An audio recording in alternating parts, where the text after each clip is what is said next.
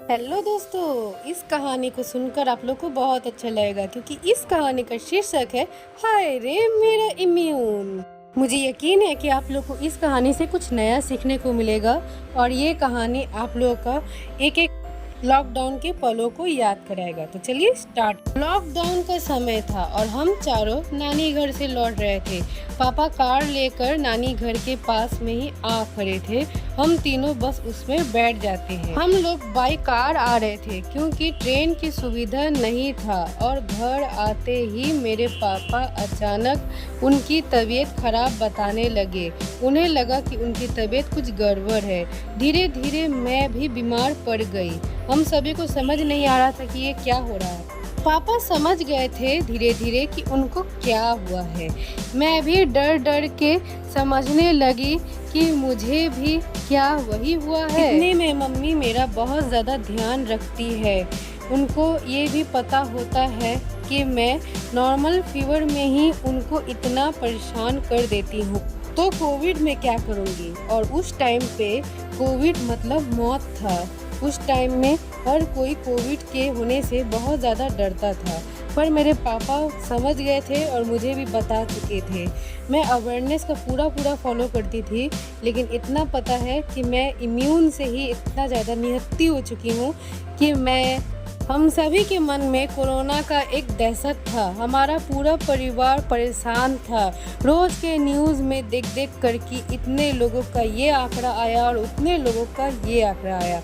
माँ भी डर गई थी। हमारी माँ हम लोगों का बहुत केयर करती। पापा बीमार थे और मम्मी उसी दवा से थोड़ा दवा मुझे खिलाती, थोड़ा दवा पापा को खिलाती, क्योंकि उस समय दवाइयों की दुकानें भी बंद थी और दूसरा दवा लाया नहीं जा सकता था। बुखार का दवा उस समय नॉर्मल था खाना, क्योंकि सभी को डॉक्टर बोल रहे थे कि अपने इम्यून को मजबूत बनाइए ताकि आप कोरोना से लड़ सके।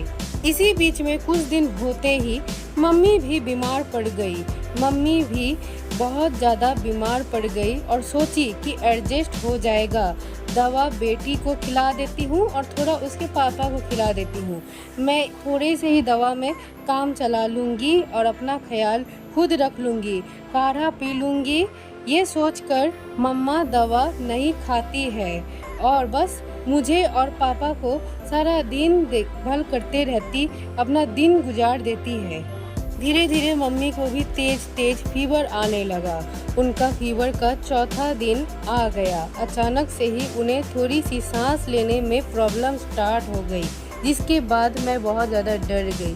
उसी समय मैं भी बढ़िया हो गई थी। काढ़ा लेकर और दवा का सही उपयोग करके मैं और पापा बेटर कंडीशन में हो गए थे, पर मम्मी का सबसे सीरियस हो गया कंडीशन, क्योंकि मेरी माँ ने उस आपातकाल में सबसे ज़्यादा अपने परिवार का सोचा, अपने बच्चों का सोचा। अगर वो खुद दवा ले लेती तो शायद आज उनका बेटर कंडीशन होता।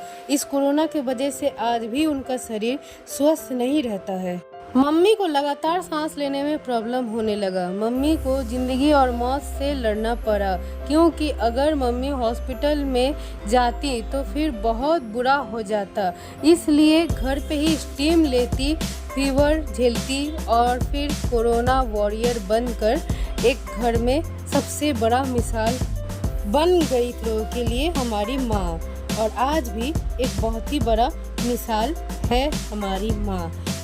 हमारी मम्मा को एक सलाम तो बनता है, उन्होंने बहुत कुछ झेला। अगर आपको ये कहानी अच्छा लगता है तो इसके लिए please like, share and subscribe. मुझे अच्छे से सपोर्ट दिखाइए गाइस, ताकि मैं आगे भी और भी बहुत कुछ बताती चलूँ।